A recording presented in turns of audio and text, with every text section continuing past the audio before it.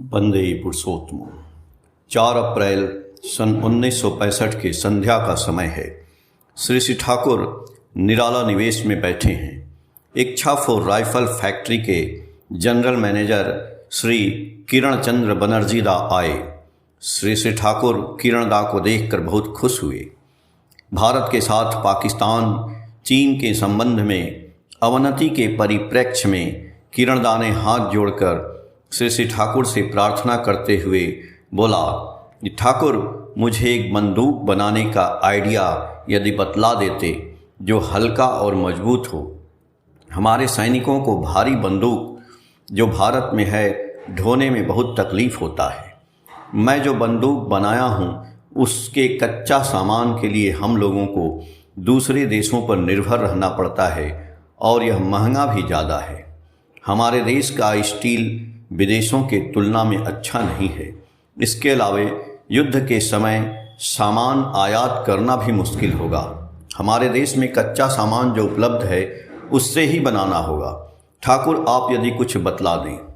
श्री ठाकुर बोलते हैं, अपने देश में जो उपलब्ध है उसकी अच्छी तरह से खोज करो। थोड़ा बहुत जो ज़रूरत पड़े वह दूसरों से भी लो। जैसे अबरक माइका तो भारत में है।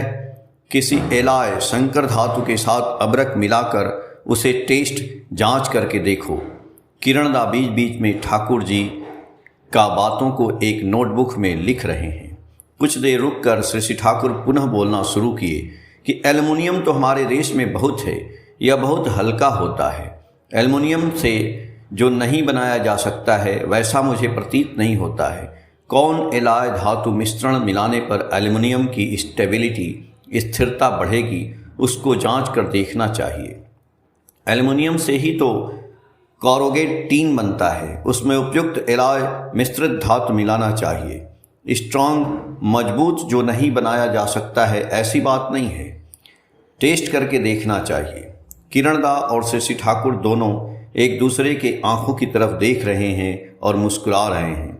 देखकर ऐसा लगा कि मुस्कुराहट में कुछ रहस्य छुपा है।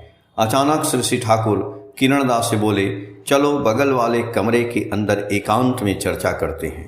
श्री ठाकुर किरण दा के साथ कमरे के अंदर बहुत देर तक इसी विषय पर चर्चा किए। घंटे भर बाद किरण दा कमरे से बाहर निकले। उनके चेहरे पर आत्मविश्वास की झलक दिखाई पड़ रही थी। क्या उनको कोई समाधान मिला? देखकर लग रहा था कि वे बहुत खुश थे। कुछ वर्षों के अंदर ही किरण दा के नेतृत्व में इच्छापुर राइफल फैक्ट्री हल्की नई ऑटोमेटिक बंदूक तैयार करने में सफल हुआ। उनके इस योगदान के लिए भारत सरकार ने किरण दा को पद्मश्री उपाधि से सम्मानित भी किया। स्मृति माला से पृष्ठ संख्या 68, 7 जुलाई 2019, पेज संख्या 28। जय गुरु।